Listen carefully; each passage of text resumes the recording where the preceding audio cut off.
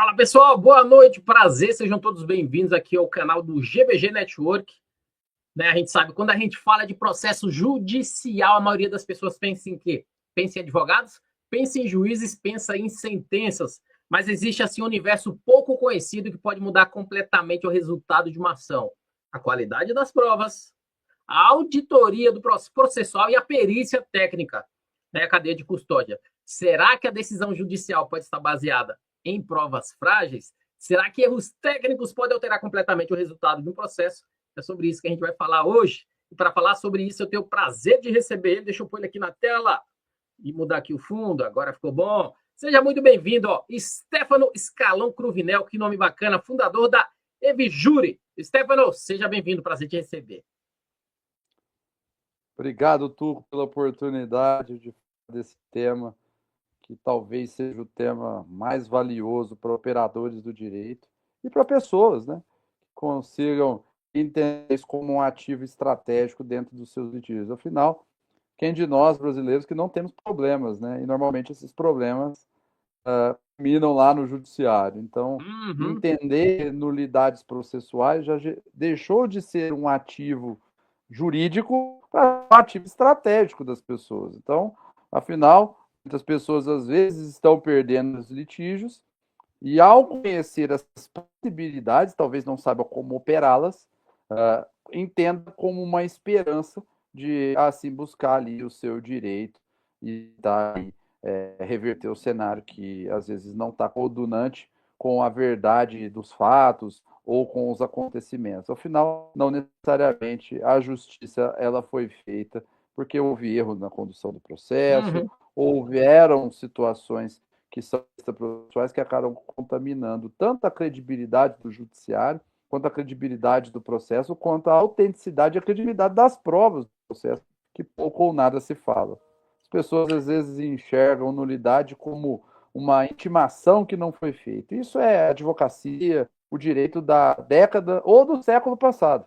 Hoje se fala sobre a autenticidade da prova digital, sobre a confiabilidade da perícia, sobre a suspeição da prova, sobre a suspeição do perito, sobre o impedimento do juiz, sobre o assistente técnico de uma das partes, ou perito da parte já ter sido assistente técnico do advogado da parte adversária, e aí todo aquele arcabouço de nulidade de jurisdição e outros tipos que tem aqui que eu vou falar ao longo do dia.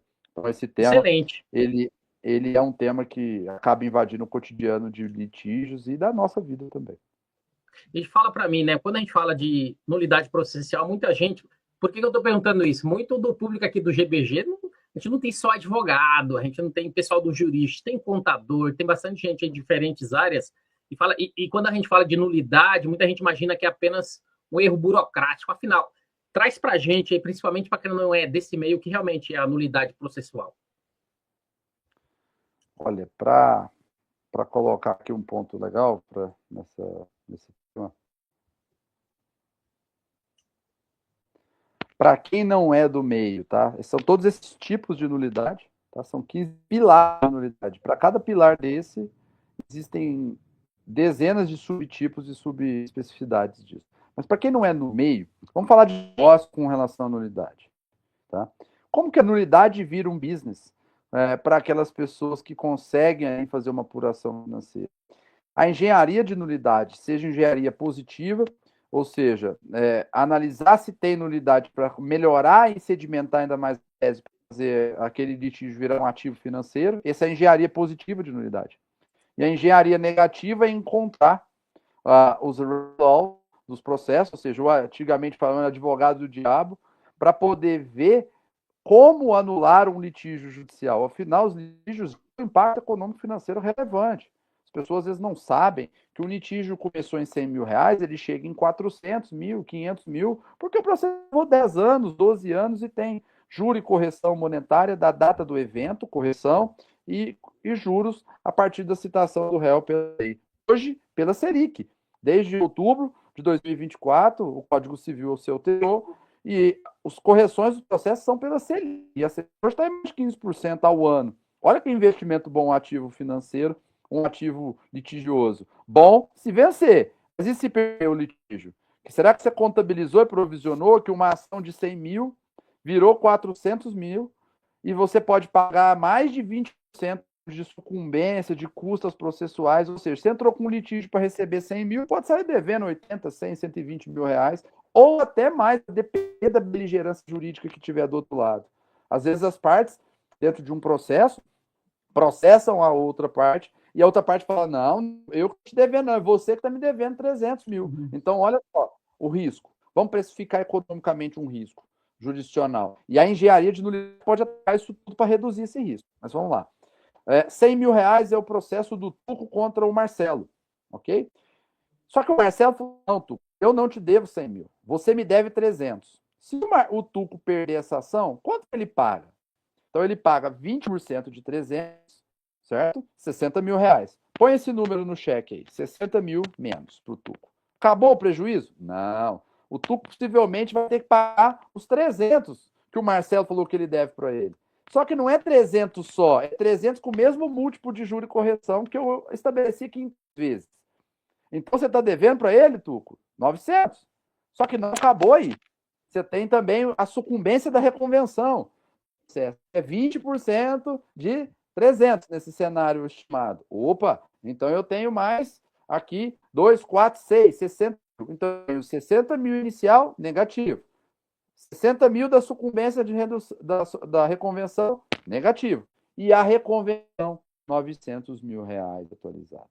Então, Tuco, você acabou de sair devendo 1 milhão 120 mil reais, a matemática não me feriu aqui, para outra parte num litígio de 100 mil reais. Então, 900 mil mais 120, 1 milhão e 20, perdão. 1 milhão e 20 mil reais para outra parte num litígio que você estava cobrando 100 mil reais. Será que analisar essa engenharia de nulidades no processo, para elas não acontecerem, não é importante para você, autor, desde o início? Esse aparato no processo. Por quê? Porque por mais que você esteja ganhando litígio, e se alguém falar dessa nulidade lá no Tribunal de Justiça ou no STJ, ou até depois do trânsito em julgado da ação, e anular aquele litígio que você estava com a mão na taça para receber seus 300 mil, você vai ficar feliz? Não. Então, essa engenharia de nulidades, ela tem um cognitivo positivo e um cognitivo negativo. Tanto para a parte que não quer perder, quanto para a parte que está perdendo e não deveria. Então, essa ciência de nulidade, ela é uma área que por si só ataca todas as áreas do direito, todas as sub-áreas de nicho temático. Então, por exemplo, nulidade, se é telecomunicações, se é agronegócio, se é fazenda, se é circo pegando fogo, se é telecomunicações, se é sistemas de informação, se é recuperação judicial. A área de nulidade é uma área que por si só invade todas as outras áreas. Então, por exemplo, depois da sentença, o laudo judicial desfavorável, muito se erra no judiciário brasileiro, principalmente os operadores do direito dos advogados, se ficar discutindo o mérito. É o que tentar o mérito, o laudo do perito está errado, 2 mais 2, o perito falou que é 5, mas é 4. Gente, não é isso que faz anular um processo. Como que o perito chegou à conclusão que 2 mais 2 é 5? Se a matemática, a ciência fala diferente. Eu não vou atacar o mérito, vou atacar a forma pelo qual a perícia chegou naquele formato. Como que o juiz julgou antecipado um caso a revelia do pedido de perícia das partes? Como que o tribunal foi contra as coisas dos autos numa avaliação? Steph, me tira uma dúvida. Quais são os erros geralmente mais frequentes que vocês encontram quando vocês estão auditando ali processos, principalmente no Brasil? Tem algo que é mais comum, até porque uma nulidade, como a gente vê, ela pode mudar completamente o resultado do processo, através desse exemplo que você me deu, né? Os erros mais frequentes que a gente acaba acontecendo nesse processo de auditoria de vocês. Nossa, o mais frequente eu acho que a base da base é a autenticidade, veracidade e a valoração da prova. Os juízes, eles são imateriais tecnicamente para avaliar o ante beatur e o quanto beatur. O que é isso? O mérito da questão e o dano da questão. Porque o dano é econômico da área de direito. E o mérito, telecomunicações, cibersegurança, são coisas complicadas. Só que antes desses dois, tem uma área que não é checada no Brasil, que chama-se admissibilidade de prova e autenticidade das provas. Parte-se de um pressuposto de autenticidade de informação e autenticidade das evidências juntadas pelas partes. Tuco, se eu te mandar um e-mail agora, e for lá no cartório fazer uma ata notarial desse e-mail, eu mandei o e-mail, tá? Tuco, você me deve 50 mil reais a partir desse minuto. Eu te dei um e-mail, fui lá, fiz um hash digital, fui no cartório, fiz uma ata notarial. É uma prova? É. Não, não é. É um indício. Se eu falar que você me deve, não quer dizer que você me deve, certo? Mas eu fiz toda a autenticidade. Como que você vai avaliar se essa prova é autêntica? Então, por exemplo, em fraude bancária tem muito Excel juntado nos autos. Quem garante que aquele Excel não foi manipulado pelo autor? A autenticidade da prova. Então, isso é checado no Brasil? Não é. Os peritos checam a autenticidade de prova? Não. Então, a confiabilidade daquela evidência ou daquele registro é extremamente questionável. E mesmo que tivesse um ato notorial e um hash, ela é um iter probandi? É um iter probatório relevante? Não é. Por que que não é? Porque se eu mandar falando que eu tenho cabelo, eu não tenho cabelo. Significa que eu estou falando que eu tenho. Se eu falar que você me deve 50 mil reais, não significa que você me deve. E o judiciário está analisando corretamente isso? Não está. Então, um ponto importante aqui, que a maior parte das nulidades não está na sentença. Está desde a formação, na condução do processo, na governança, na integridade do próprio litígio e das provas. É isso que está errado. E o que mais é comum é não se checou nada. Então, o que mais chega para mim é processo. Lembra que na nossa época se falava nas coxas? Foi feito nas coxas?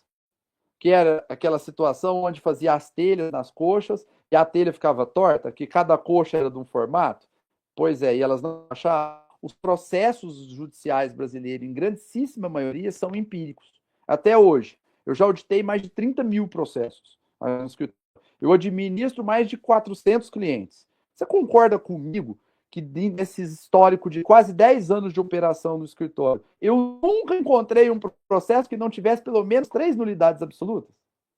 Até hoje não encontrei. Por quê? Porque há um desconhecimento cultural do interprobatório dos juízes, dos desembargadores, dos peritos e das partes. Então, essa falta de cultura de provas está carregando o processo com severas nulidades. Ótimo, porque quem sabe olhar com lupa esse tipo de nulidade tem o poder transcendente de anular os processos. Por que nosso escritório se verticalizou em ciência forense de nulidades, ou Audit Forensic of Nullity. Ou seja, ciência de nulidades absolutas. E aí fomos criando as teses, os dossiês, os artigos, publicando artigo. Eu tenho artigo publicado no Biblioteca Oficial do Supremo, uma vez que eu sou autor convidado da revista Síntese do Direito.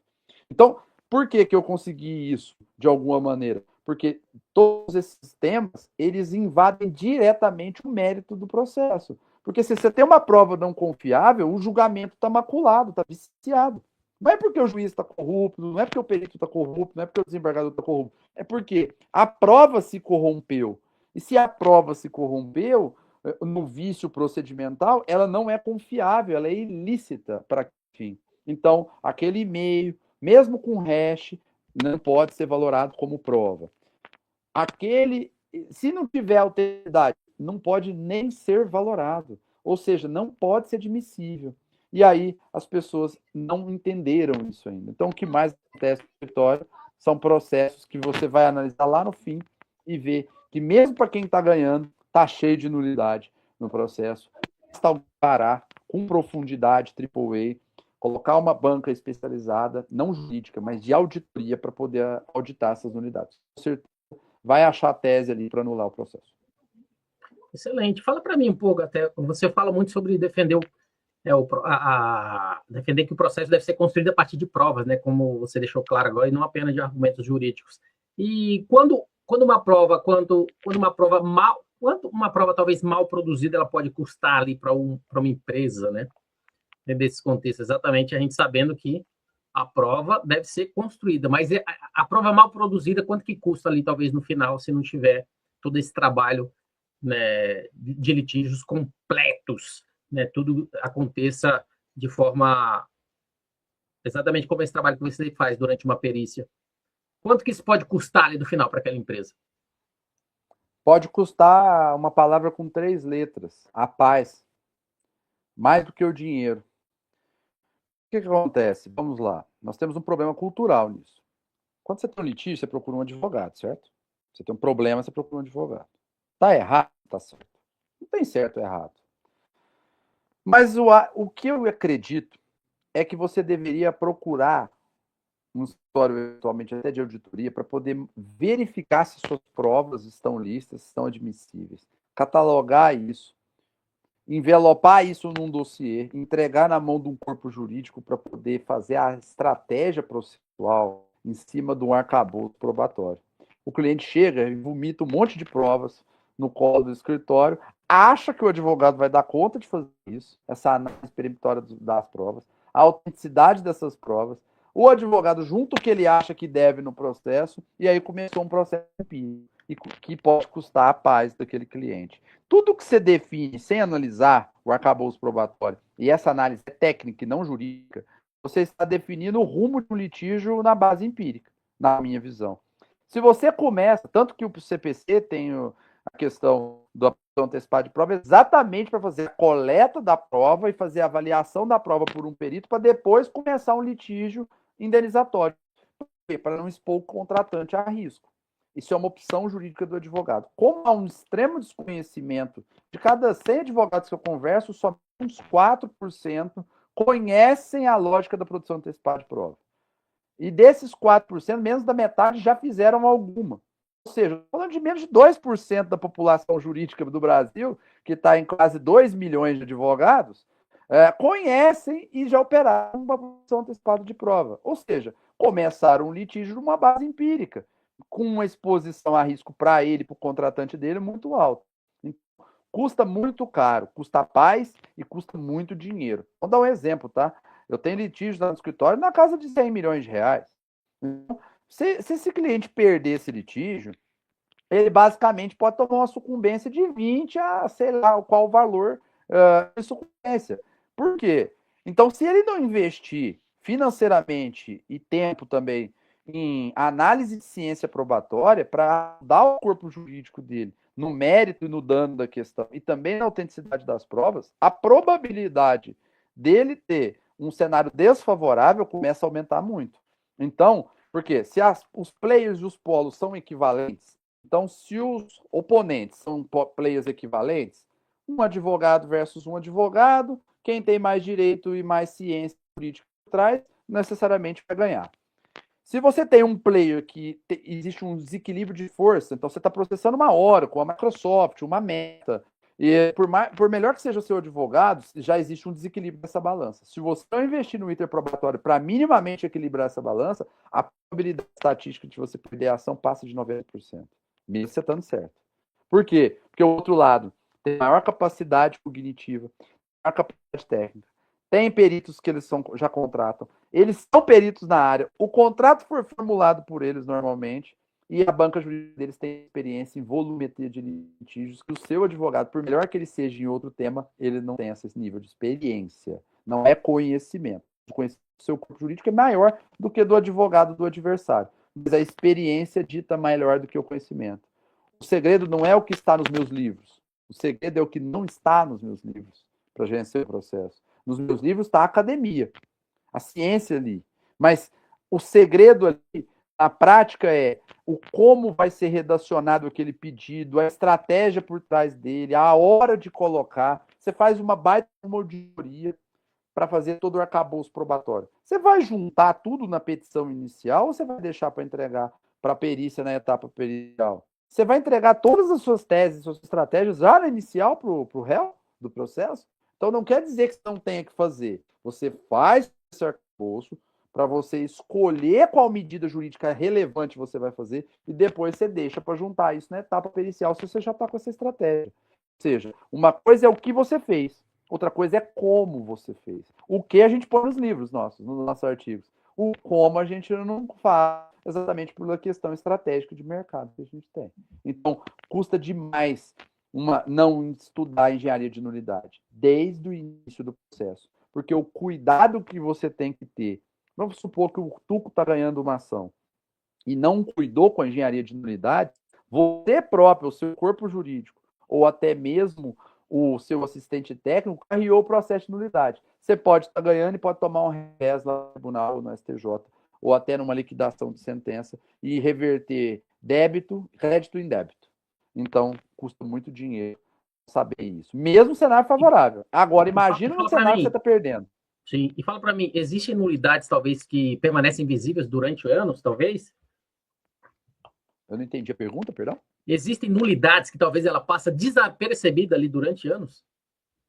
Só até as desapercebidos. Porque o que a camada, as pessoas só enxergam nulidade numa camada extremamente superficial. Porque para enxergar de profunda, você tem que partir de um conceito de junta multidisciplinar com profissionais que custam mais de R$ 1.000 por hora para poder, de alguma maneira, investigar isso e aprofundar no litígio para poder encontrar. Tem que chegar num nível de auditoria cruzada, senão você não consegue apurar de verdade o tema. Então, Excelente, meu Tuco, amigo. por exemplo, vamos pensar em termos de mineração. O que é uma engenharia de nulidades? Pensa um auditor de nulidades como um minerador.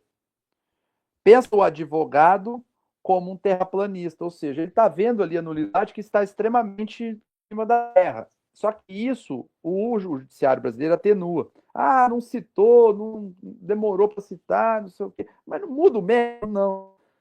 Contamina a prova? Não. Então é uma nulidade que tem sido atenuada no judiciário brasileiro, porque não muda no efeito distintivo e modificativo do mérito da questão. Agora, o juiz julgou antecipado o processo com pedido expresso de perícia de um problema de foguete. E o juiz lá entende de foguete. Então tem dois níveis de nulidade. A absoluta incompetência do juiz para julgar a matéria técnica, então isso é nulidade, pelo juízo. E nulidade processual por cessamento de defesa, porque a parte expressamente pediu perícia. Então, nós dois níveis de nulidade para falar esse processo. Não interessa onde que esse processo vai estar. Se é Tribunal de Justiça, se é STJ, se transitou em julgado, se transitou em julgado e vai com a rescisória, que tem prazo de 2 anos depois do trânsito em julgado, ou se vai fazer uma querela nulitatis insanáveis que não tem prazo para ser alegado. Se o juiz julgou o processo em matéria de foguete e ele não entende de foguete, ele contaminou de origem o processo. Por quê? Porque tem matérias que são imprescindíveis à prova técnica. Não é para o mérito, é para o julgamento. E se é imprescindível, o juiz, por dever de cautela, deveria ter pedido. Se ele não pediu, ele contaminou com nulidade absoluta o processo. Então, a nulidade não está na parte, está no juízo, no dever de cautela, por se atribuir de conhecimentos que não lhe cabem. Ao final, a não ser que o juiz tenha feito engenharia mecatrônica e entenda de ciência de foguete, ele não poderia julgar essa prova, esse processo sem prova oficial de sua confiança. Mesmo que as partes tenham juntado ali pseudas evidências, como que o juiz vai checar se essa evidência é real ou é aquele e-mail de R$ 50.000 que eu falei no exemplo aqui? Como que ele vai julgar uma indenização de um foguete, sendo que ele nunca imaginou quanto que era um contrato da NASA, por exemplo, com o governo americano? Como que ele julgou o mérito e o dano da questão se ele não entende de nenhuma dos campos? Ele não poderia ter julgado. Isso não sou eu dizendo.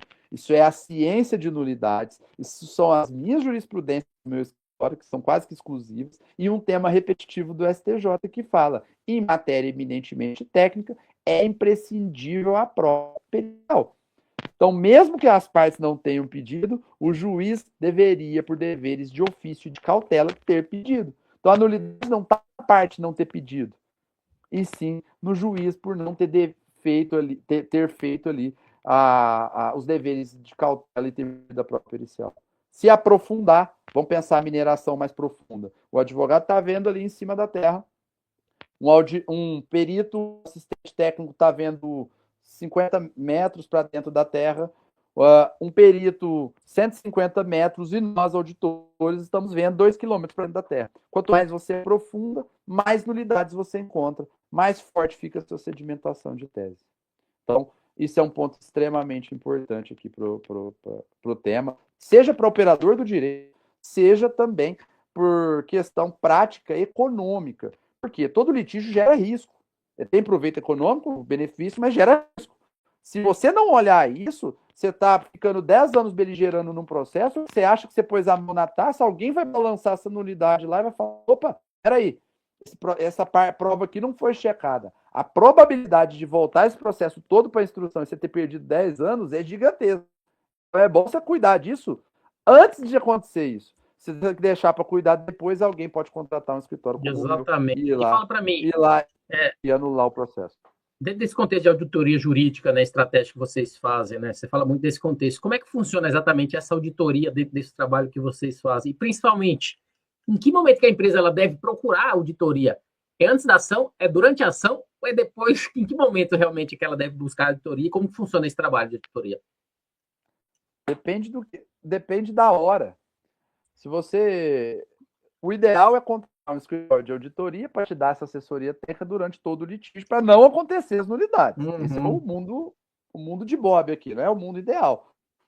Acontece isso, alguns clientes com um nível intelectual mais relevante, alguns advogados com humildade intelectual de saber que esse campo é um campo novo, é um campo que precisa de uma junta técnica multidisciplinar, junto com advogados e técnicos simultaneamente ajudando ele no litígio, ele vai evitar que isso aconteça. Então a gente está no campo da prevenção.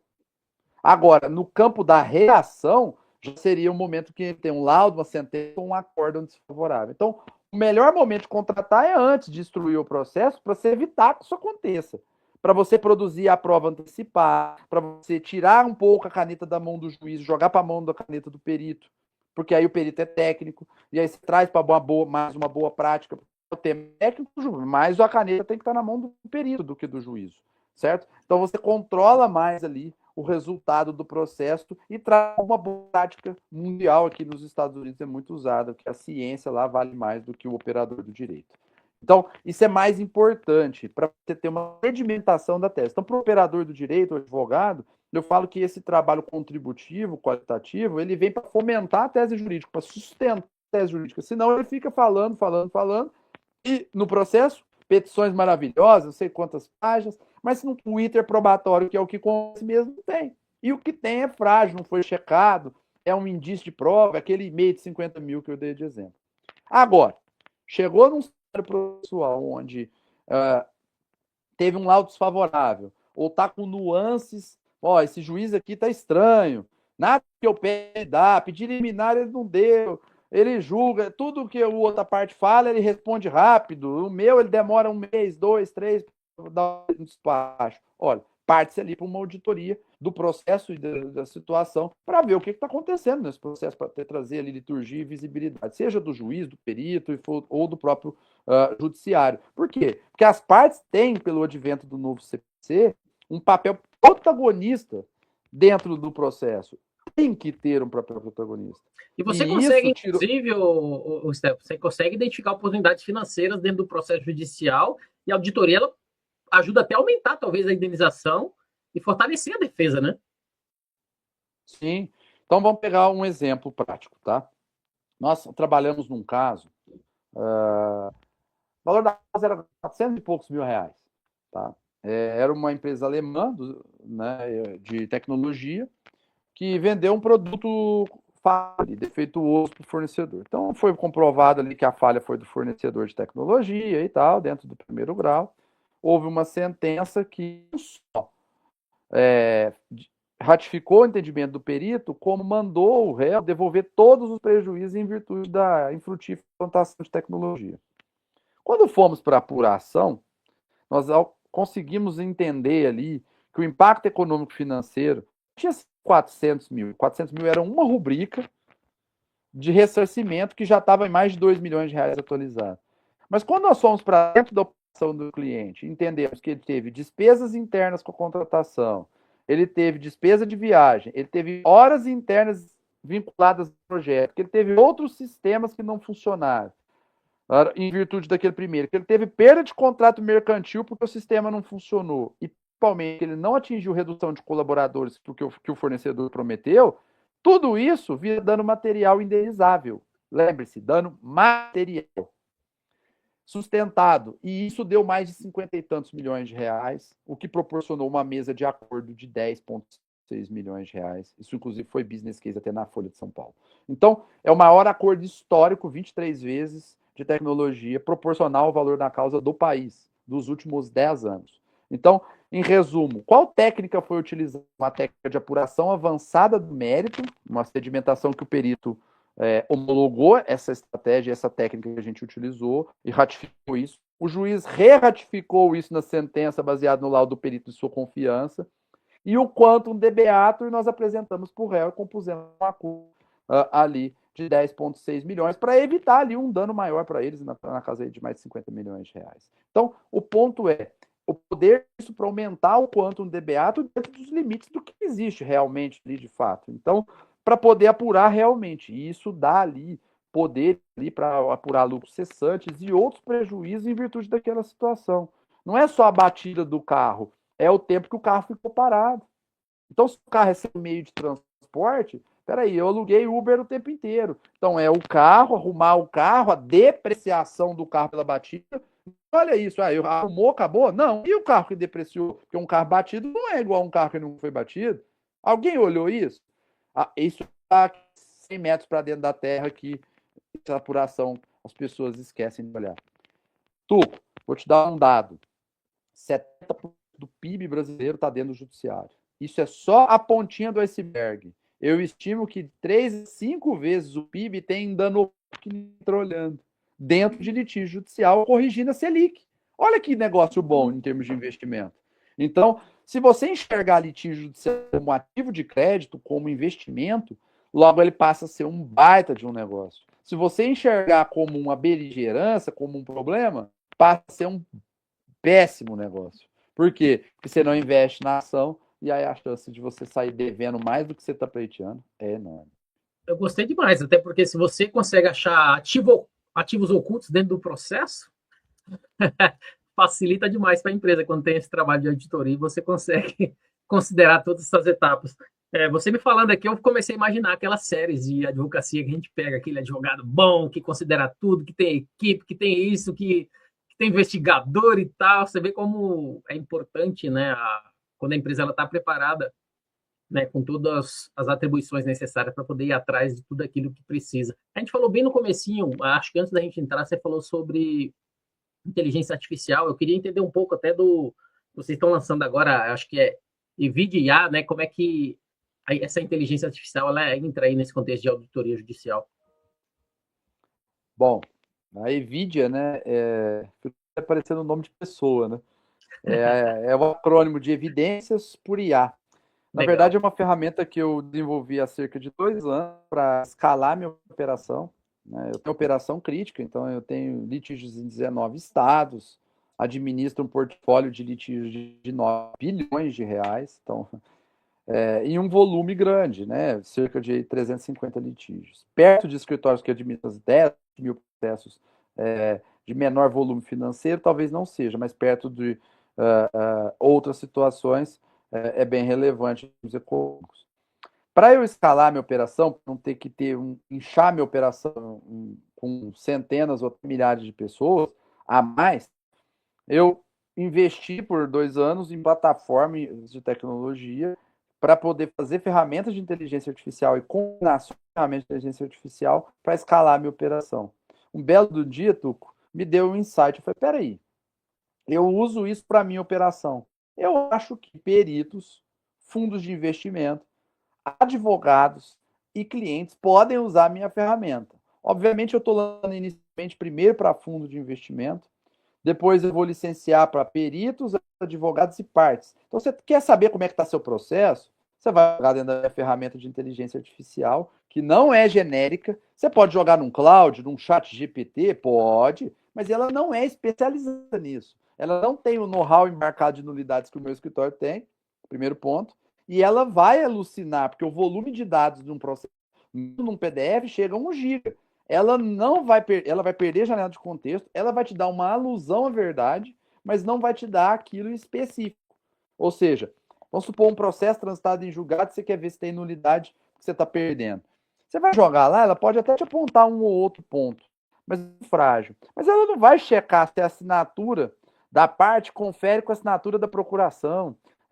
Ou seja, há uma manipulação de dados. Ele não vai checar se tem hash probatório ou hash tecnológico naquela prova. Ele não vai checar se o perito, na ata de diligência, um acaso colocou que fez diligência faltando um dos assistentes técnicos ou faltando o assistente técnico de uma das partes. Isso contamina o processo.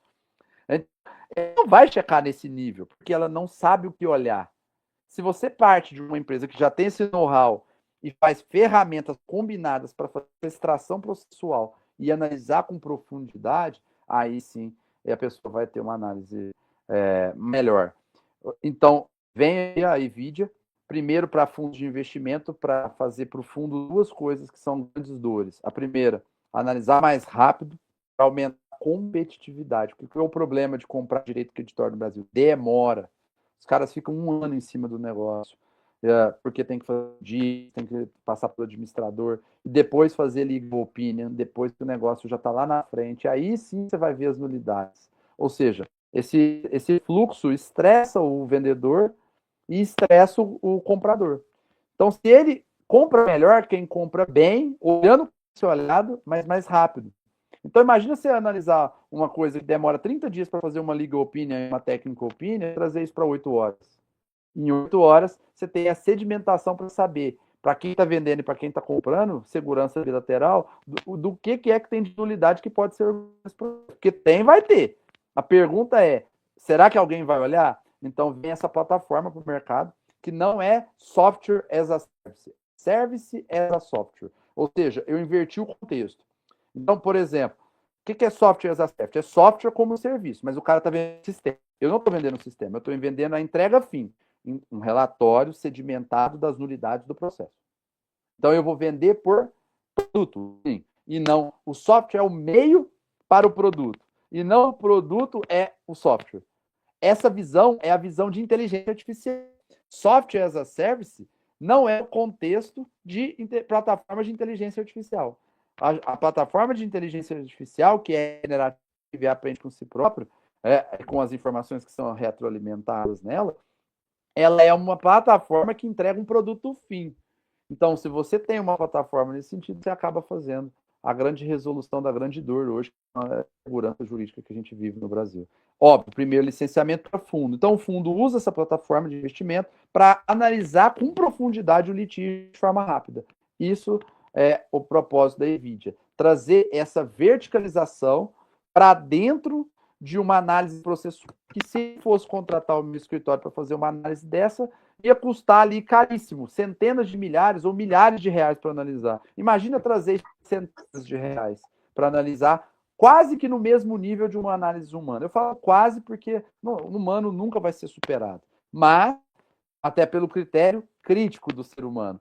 Mas, em termos de rapidez de análise, nós já fomos superados e muito pelas plataformas de inteligência artificial. Excelente. Fala para mim hoje, a NVIDIA ela já foi lançada, tá para lançar? Como é que está funcionando esse trabalho de colocar aí no mercado e fazer essa diferença, como se falou, em conseguir não só potencializar essa atuação humana, mas também acelerar essa análise de milhares de documentos? Ela tem 2 anos que ela está em operação dentro do escritório, né? Então, o teste de estresse dela foi num ambiente crítico, né, de auditoria. Então, ela já foi amplamente testada, ela já está oficialmente lançada. Nós estamos selecionando 5 fundos de investimento, serão 5 primeiros clientes para fazer terminar os desenvolvimentos dentro do cliente por causa dos padrões de cada fundo de precificação, para ter lá só a plataforma que vai fazer a análise do processo, mas para ter o memorando de investimento para o fundo já saber qual que é a precificação adequada que ele tem que pagar. Por exemplo, você vai comprar um processo, um litígio judicial, ele pode olhar lá e não ver na camada muito superficial que tem uma nulidade absoluta lá no primeiro grau. Tem que saber isso para comprar o litígio corretamente. Então vai mudar a janela de compra do fundo. Vai mudar o processo de compra do fundo. Por quê? Porque o fundo tem uma operação cara, então ele não olha todos os deals, tudo que chega para ele. A partir do momento que ele tem uma plataforma, uma ferramenta para olhar nível de profundidade muito maior até do que eles olhariam humanamente, ele passa a olhar tudo. Então, muda o ecossistema de velocidade de produtividade dos fundos de investimento. Então, a plataforma, a gente vai selecionar 5 fundos, que serão os 5 primeiros clientes, para criar ali os parâmetros de precificação. Fazendo um estudo mais aprofundado com alguns fundos, eu entendo que sempre vai ter que ter uma implantação, uma customização, porque cada fundo é uma regra de negócio. Então, ainda que as plataformas já estejam sedimentadas em operação, cada fundo precisa fazer uma implantação, porque cada um tem uma regra de negócio. Então, eu não posso pegar a regra de um fundo e pôr no outro. Não. Até porque cada fundo analisa de uma forma, tem um tipo de ativo que ele analisa de uma aplicação. Tem fundo que é de cessão de crédito, tem fundo que é finance litigation, tem fundo que faz antecipação de recebível, com regra congelada de MOIC, que é múltiplo do investimento. Tem fundo que fala, ó, me paga CDI mais 0,5, ou Selic mais 12%, IPCA mais 12%, e um out final. Tem fundo que fala, te dou um cheque de tanto, os primeiros tantos milhões é meu, corrigida Selic. Daí para frente é tudo seu. Cada fundo tem uma especificidade. Então, a plataforma ela vem ali nessa parametrização final, ali 1 a 3 meses ali para entregar esse resultado fim de velocidade de análise e profundidade de análise para os fundos de investimento. É uma empresa de tecnologia que resolveu uma dor minha para escalabilidade, que agora eu acho que vou resolver dores de outros profissionais. Vou começar com fundo, depois peritos, depois advogados, que podem ter um agente de assistência técnica para fazer aditamento de peça. Imagina um advogado peticionando sobre mecatrônica. Imagina um advogado peticionando sobre implantação de ERP, software de gestão, falha de gestão de projetos. Imagina um advogado peticionando sobre crimes cibernéticos, fraude bancária. Fraude bancária é um pouco atípico porque tem muita regulamentação jurídica, jurisprudência muito dominante, favorável ao cliente.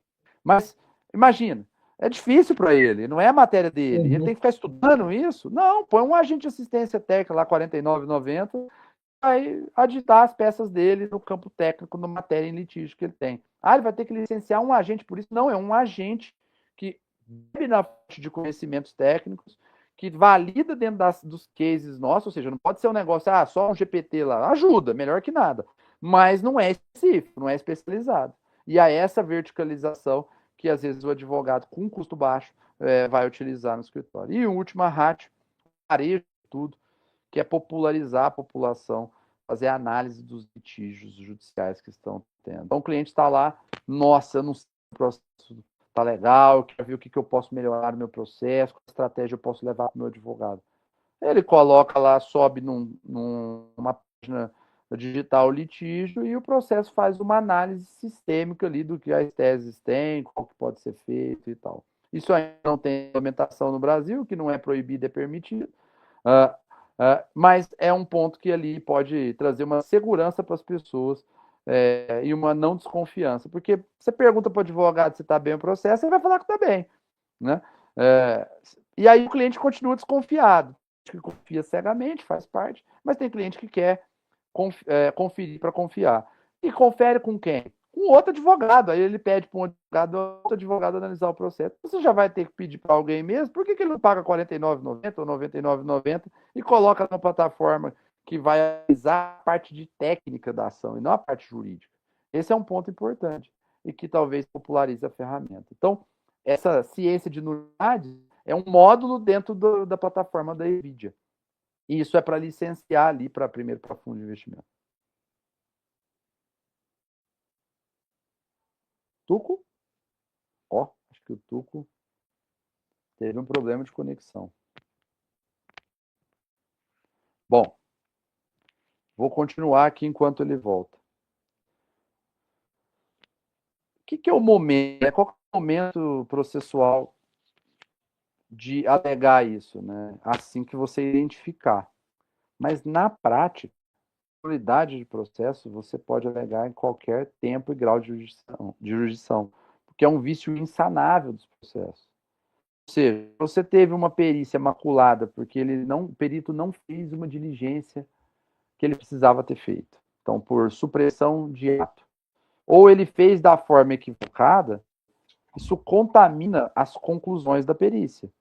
Se contamina as conclusões da perícia, contaminou a prova pericial. Então, qualquer ato em decorrência da prova pericial está nulo, porque a prova pericial está contaminada. Vamos pensar de cartas. Tanto a prova pericial quanto a falta da prova pericial. Então, por exemplo, existem dois níveis. O nível que houve falha na prova pericial ou falha na prova, por falha de autenticidade, por não checagem, ou seja, foi errado o procedimento, fez da forma que deveria ter sido feito. E tem o segundo nível de nulidade, que esse também pode ser alegado em qualquer grau de jurisdição, que é a necessidade da prova pericial. Então, se tinha necessidade de prova pericial e as partes não pediram, mas o juiz também não pediu, tem uma nulidade ali, porque a matéria é preponderante à prova pericial. Vamos pegar um exemplo esdrúxulo aqui de foguete. O juiz entende de engenharia aeronáutica? Não. Então ele não pode julgar esse assunto sem prova técnica. Ele sabe interpretar um contrato de engenharia aeronáutica da NASA? Não sabe. O contrato ele sabe ler. Ok? O contrato jurídico ele sabe. E o objeto do contrato ele entende? Não. E falar de falha de prestação de serviço contra a engenharia aeronáutica, ele sabe? Não. Então ele deveria, o juiz de ofício, ter pedido perícia, por dever de cautela, porque é uma matéria que é alheia ao conhecimento jurídico. Onde está a nulidade ali? Onde está o OLE? Está no ato do juízo de não pedir perícia. Então, se o juiz não pediu perícia, ele contaminou de nulidade absoluta o processo. Então, volta nas duas teses. Ou imprescindibilidade, ou falha na execução da perícia, ou do processo, do juízo, ou um juiz que está pelo gabinete Ctrl-C, Ctrl-V de sentença. Isso tudo contamina de nulidade o processo. O juiz tem que individualizar os processos. O juiz tem um princípio, que o juiz está distrito, que é a distrição e congruência. Você nomeia um perito e vai contra o laudo do perito. Então tem uma nulidade no processo também, técnica por erro e técnica interpretativa do juiz. Para você nomeou alguém para que ele não entende da matéria, como que ele vai contra? Ele pode ir contra, convocando outro perito para poder analisar, anulando o laudo do anterior se ele tiver fundamento para isso. Ele pode. Agora, ele por si só ir lá e olhar a prova testemunhal contrária à prova pericial, ele está contaminando o processo. E aí, esse ponto, se bem colocado, e aí não é o que você faz como, dentro do cenário de tribunal e também de STJ, até em ação rescisória, a chance de anular o processo é enorme, porque é uma realidade fática. O juiz se atribuiu de conhecimentos que não lhe cabia ali. Ou julgou, ou deveria ter tido a assessoria para julgar. Então, isso gera segurança jurídica e efetiva prestação jurisdicional. Voltou? Excelente, meu amigo. Ei, tudo bem? Deixa eu perguntar para você. Qual que é o maior erro, talvez, de uma empresa quando ela comete, talvez, ao acreditar que um processo perdido está definitivamente encerrado? Que se você for parar para pensar, às vezes, né, está perdido, mas não está encerrado. E aí, como é que as empresas podem ver isso através desse trabalho? Enfim, eu queria depois que você pudesse falar exatamente um pouquinho também sobre esse contexto da auditoria judicial do futuro, né, daqui a ela, talvez, nos próximos anos. Você acertou sem saber. Esse é um direito probatório do futuro, é um dos capítulos do meu livro, publicado na Amazon em 53 países. O que acontece, querido? As pessoas, elas têm dogmas. Qual que é o título do livro? Evolução tecnológica e impactos no judiciário. E o capítulo 1 é Direito Probatório do Futuro. Exatamente o mesmo que você colocou. O que as pessoas têm? Elas têm crenças. E os advogados também, tá? Então, os operadores de direitos advogados também têm crenças baseadas nas convicções que eles têm, nas visões que eles vivenciaram. Só que eles não pensam com o mote técnico do que outro vivenciou. Então, tem que haver aqui uma sinergia e uma alusão aqui a uma humildade intelectual de compreender o que o outro está fazendo. Afinal, o direito ele é bonito exatamente por isso. É puramente baseado em jurisprudências que são criadas por operadores do direito. Então, não é uma verdade absoluta. Não é 2 mais 2 é 4. É direito. É tese, é formato. Existe uma migração de entendimentos. Então, às vezes, o entendimento A passa a ser B. Isso é normal dentro do judiciário. Tá? Então, aquela persona, aquele cliente, o próprio advogado, que acha que acabou, se ele não fez um acordo selado e já pagou, não acabou. Acabou a partir do momento que ele não acredita mais na causa. Se ele desacredita da ação, fala, olha, não tem mais o que fazer, é abaixo o conhecimento dele, e o cliente entende que o processo não se encerrou, ele não liquidou, ele não teve que pagar, ou ele não fez um acordo, eu partia para uma segunda opinião, para uma análise aprofundada de direito probatório, análise aprofundada em termos de auditoria, para encontrar essas unidades e operar elas dentro dos business cases que nós já tivemos lá no escritório. O que mais chega para a gente fala assim, olha, consultei com 7 bancas jurídicas e as 7 me falaram que não tem nada para fazer. Eu falei para o meu cliente assim, você vai contratar então um diagnóstico, eu não vou te falar se tem ou não tem, antes de olhar. Você vai me pagar para eu fazer um diagnóstico e ver se tem. E aí, se tiver, eu vou te entregar todas as teses ali para você operar com o seu advogado. Pode ser? Pode. Contrata, paga, fizemos a auditoria. Eu encontrei nulidades, não. Eu encontrei 7 medidas. Isso, 7 bancas, coincidiu até o número. 7 bancas havia falado para essa cliente, aqui dessa cliente, não sei se eu posso falar o nome dela aqui, que fica gravado, né? Mas só para você ter uma ideia, o business case dela foi 2 vezes vista. Essa cliente já estava assim, ela não acreditava mais na justiça, estou perdendo um negócio que devia estar ganhando. O que eu faço? Ela contratou esse diagnóstico, nós analisamos e encontramos 7 medidas para anular o processo.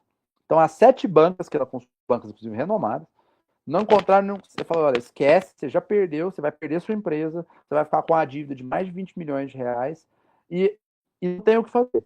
Porque o processo já está aqui, já caiu a liminar, está no Tribunal de Justiça, no agravo interno do tribunal, o relator já votou contra, não tem o que fazer. Não tem sob o prisma e sob os olhares daquele profissional. Se conectar uma junta disciplinar que tem teses relevantes e exclusivas, falando sobre coisas que ele desconhece, talvez ele tenha 7 medidas, nós tenhamos 7 medidas para tentar anular, baseado na mesma tese, mas 7 verticais em cima dela. Porque o cenário judiciário, ele tem recurso do recurso do recurso. Então, ele tem 3 instâncias de recurso. Então, ele tem o embargo de declaração, ele tem o agravo, ele tem o recurso especial de cada situação. Então, ele tem várias tentativas reiteradas de fazer ser eficaz aquela medida. Bom, entregamos o diagnóstico para o cliente, ela gostou do diagnóstico, viu que tinha várias medidas, traçamos um escopo executivo, ó, tem que fazer isso, isso, isso, entregamos até o roteiro, a gente chama isso em tecnologia de roadmap. Roadmap para ela de como que ela tem que operar a ação. E aí ela falou, olha, eu preciso que vocês estejam junto com o nosso corpo jurídico para poder operar isso, porque vocês sabem como operar. Então eu falei, olha, agora nós vamos reprecificar, eu te entreguei o fim que se supunha, né, o diagnóstico, apresentamos o diagnóstico, vamos operar o litígio? Então tá. Nós tínhamos 7 medidas para anular o processo. Nós conseguimos, era um processo que estava no agravo interno do tribunal, houve voto de 2-1 e nós conseguimos voltar o processo para instrução, para ter perícia, baseada na nossa tese exclusiva. Dentro dessa perícia, essa perícia foi favorável para o nosso cliente. Então, ela saiu de devedora para credora, dentro de um litígio judicial. Então, qual que é o momento de procurar isso? É o momento que você se sente desconfortável com estar perdendo o processo, para você fazer essas apurações. Pode ser que não encontre. Olha, são quase 30 mil litígios que eu já auditei na minha vida. Eu nunca deixei de encontrar uma nulidade. Por quê? Porque se faz o processo empírico.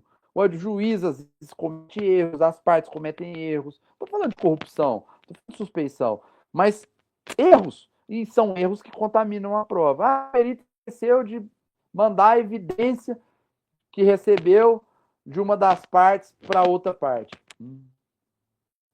Isso gera nulidade absoluta. Falha de contraditório técnico, supressão de documento preponderante, isso gera nulidade absoluta. Ah, mas eu só esqueci. Não estou falando que você fez de má fé. Só estou dizendo que isso contaminou a conclusão do relatório. Não pude manifestar sobre esse documento. Esse documento, na minha visão, não é prova, ele é indício porque foi feito unilateral. Então, se, por exemplo, uma empresa de tecnologia faz um status report falando que quem está atrasado é o cliente no projeto, quer dizer que é o cliente que está atrasado? Ainda que a prova seja verídica. Eles produziram, porque eles podem ter produzido extemporâneo o processo, ou posterior. Mas vamos supor que produziu à época dos fatos. Isso é verdade absoluta para falar que o projeto atrasou? Claro que não, por culpa do cliente. Então, se eu escrever que você deve 50 mil, você não me deve 50 mil. E aí, se não fizer essa análise um pouco mais aprofundada e monitorar essas análises, a probabilidade do cliente perder o litígio em cima disso é muito grande. E se ele já tiver perdido em cima disso, que tal questionar isso? Questionar o mérito. Como que você recebeu essa prova, senhor perito? Lá no tribunal. Você vai fazer o dossiê, falando que a perícia, de alguma maneira, recebeu clandestinamente documentos. Cadê o documento que ele entregou para outra parte? Isso não tem? Então a perícia está contaminada. Não estou dizendo que a perícia foi corrupta ou não. A prova pericial foi contaminada, sem pessoalidade. Se a prova pericial for contaminada, qual que é o ato subsequente disso? Anular toda a base do processo, anulou a perícia, anula a sentença que se baseou na perícia. Qual que vai acontecer no STJ? Tá esse processo para o primeiro grau, para ter nova perícia. E possivelmente fazer o perito devolver os honorários daquela perícia com de correção monetária. Então, eu faria para as pessoas, tanto aquelas que não são do meio jurídico, quanto as que são, para olhar, aprofunda nas análises, chama quem está acostumado com isso, sedimenta isso num dossiê denso, assina com caneta institucional, junta isso no processo, eu tenho certeza que o efeito vai ser positivo. Talvez o mérito não se mude, mas consiga demonstrar a nulidade para o tribunal e aí voltar esse processo para o primeiro grau, para refazer o trabalho. Mais fácil fazer no começo, mas não foi feito, tem que rearrumar a casa. Muito bom, meu amigo. Agora eu já sei quem procurar. Se eu precisar desse contexto de auditoria jurídica, é excelente o trabalho de vocês, até parabéns. Pessoal, a gente está chegando no final. Até antes da gente ir para o final, eu queria passar para vocês, lembrando, né? O pessoal da Evjuri aí, o Steph. Você vai estar lá em Brasília, Steph, com a gente? Ó, dia 22, a gente vai ter lá, né, o jantar do GBG. Então, eu gostaria de convidar vocês que estão aí assistindo. Não deixa a oportunidade, ó, escaneia o QR Code aqui para estar lá presente com a gente. Dia 22, lá no restaurante Gran Cru. Vai ser uma oportunidade da gente fazer network, curtir relacionamentos, identificar oportunidade de negócio, enfim. Escaneie o QR Code, participe com a gente, esteja lá presente nesse dia. Lembrando, essa é a edição Brasília, mas logo mais teremos também a edição São Paulo. Então a gente vai poder ter essas oportunidades de fazer relacionamentos, empresas e conhecer pessoas tão competentes quanto aqui o querido professor Stefano, professor, ó, que legal, o professor Stefano Cruvinel, que vai estar lá com a gente. Tem aqui o QR Code dele também, ó, né, o e-mail, o telefone, tudo que vocês precisarem entrar em contato com ele também para poder identificar oportunidades para você estar fazendo aí auditoria dos seus litígios. Falando até de litígio, viu, o Stefano? Fala para mim qual que é o conselho que você daria para empresas que hoje possuem litígios relevantes, o que é que eles precisam fazer? Atua dentro do litígio para preparar melhor antes de distribuir a ação. Se possível, prepara a prova para entregar na mão da perícia antes ali, entre a distribuição do processo e a perícia. E se por um acaso tiver um laudo desfavorável, uma sentença desfavorável, nos procurem para fazer um diagnóstico sem custo ali do litígio para encontrar ali as nulidades. Obviamente, fornecimento delas e o parecer do vídeo de contrato de pagamento. Mas pelo menos para analisar que nível de nulidade que tem no processo. Afinal, né, as oportunidades estão onde ninguém está olhando. Para olhar. Essa é a maior dica que eu posso dar para qualquer pessoa. Aprofunda, se especializa, verticaliza, enxerga a oportunidade. A sua prova vive respirando disso. Eu fui para fora do país, entendi que lá é comum certas coisas e só estou importando para cá. Isso tudo que eu estou falando aqui nos Estados Unidos é obrigatório. Eu estou falando de coisa aqui de ciência de foguete aqui no Judiciário, tem quase 10 anos. Então, e isso hoje cresceu absurdamente, por quê? Porque é uma área nova, é uma área que ninguém olha. Tem processualistas muito bons no país? Claro que tem, eu operei com vários. Mas e se combinar um processualista bom com um auditor técnico muito bom para aprofundar e uma plataforma tecnológica para analisar rápido? Opa, aí ficou poderoso. E se isso tudo combinar num parecer que tem poder de anular o processo? Então, acho que a dica maior que eu posso dar para as pessoas é analisa com profundidade determinadas coisas ou avalia qual é o risco do processo. Muitos clientes chegam para assim, Stefano, eu estava com litígio de 300 mil e eu queria entender como é que eu estou aqui com um Bacen Jude de 2 milhões para pagar. Então, você entrou com um processo de 300 mil ativo, mas a outra parte falou que você estava devendo para ele 500, e esse 500 atualizou, o processo tem 10 anos, aí tem sucumbência, aí tem a reconvenção, aí tem isso, e deu 2 milhões. Só que não é 2 mais 2, eu Bacen Jude, mas ainda tem juro, correção monetária, sucumbência adicional do cumprimento de sentença. Então a conta é cara no judiciário. Então, para quem perde. Então, você devia ter olhado isso um pouco antes do litígio. Então, a maior dica que eu posso dar é faz antes, se prepara. Eu tenho certeza que vai ser muito mais econômico do que nos contratar ou contratar alguém depois, tentar reaver esse avião que está voando ali, pegando fogo. Então, tem que apagar o incêndio e fazer o avião voltar a ter voo cruzeiro. De repente, o avião começa a cair, aí a pessoa começa a querer apagar o incêndio. Não, então, antes de levantar voo com o avião, olha se tem combustível, olha se o pneu está calibrado, faz a checagem obrigatória, analisa se o peso das pessoas está compatível, olha se o compartimento de bagagem não está com excesso. Por quê? Porque senão você vai ter problema durante o voo. É muito simples a analogia. Excelente. Aqui embaixo tem o site, né, evidjuri.com.br. Para a inteligência artificial, né, a Evid, o pessoal quiser saber mais, entra no mesmo site. Como é que o pessoal que quer conhecer um pouco mais sobre essa tecnologia que você falou para a gente, o que eles precisam fazer? O da Evidia, o site é www.evidia.ia.br. Uhum. Deixa eu só confirmar o site aqui, como é tudo novo. Deixa eu Sim. confirmar o site aqui. Evidia.ia.br. Olha só, não errei o site da minha própria empresa. Olha, Carlos Ferreira de Paula. Evidia.ia.br, é isso. Então, gente, como a gente Simples. falou aí também sobre a inteligência artificial, se você quiser conhecer mais, entra lá, principalmente se você for uma empresa que já faz parte desse público-alvo inicial, que eles vão começar essas operações, aproveita aí essa oportunidade. Mais uma vez, então, Stefano, obrigado aí pela sua participação, a gente vai se ver lá em Brasília, né, um super evento aí do GBG, mais uma vez está aí o QR Code aí para vocês, que tiver e puder estar lá com a gente, curtindo um pouco desse momento especial de network e relacionamento com uma das maiores ecossistemas de empresas de media marketing do Brasil. Tá bom? Então, sem mais, gente, ficou claro que o processo judicial não depende apenas de interpretação da lei, né? A qualidade das provas, como a gente vê aqui, é importante, a auditoria, como a empresa do Stefano faz, é importante, a forma como as evidências são produzidas e preservadas, isso com certeza pode influenciar o resultado de um litígio. Então, parabéns aí pelo trabalho desenvolvido pela Evidjuri, tem difundido aí com certeza uma cultura baseada em inteligência probatória, auditoria estratégica e também inovação aplicada aí ao ambiente jurídico. Se você quiser saber mais, está aí o site para você. Quiser conhecer um pouco mais sobre nulidades processuais como ativo estratégico, fala com ele também. Tá bom? Obrigado a todos que acompanharam essa edição do GBG Network. Se inscreva no canal, compartilhe esse conteúdo e acompanhe a nossa programação. O QR Code está aqui. Então, até a próxima, tá bem, gente? A gente se vê logo mais para a gente conversar um pouco mais lá no jantar e colocar em prática cada vez mais todos esses conhecimentos que estamos aprendendo aqui no GBG Network através desses webinários, dessas lives. Stefano, mais uma vez, brigadão e abraço a todos vocês. Até a próxima. Tchau, tchau.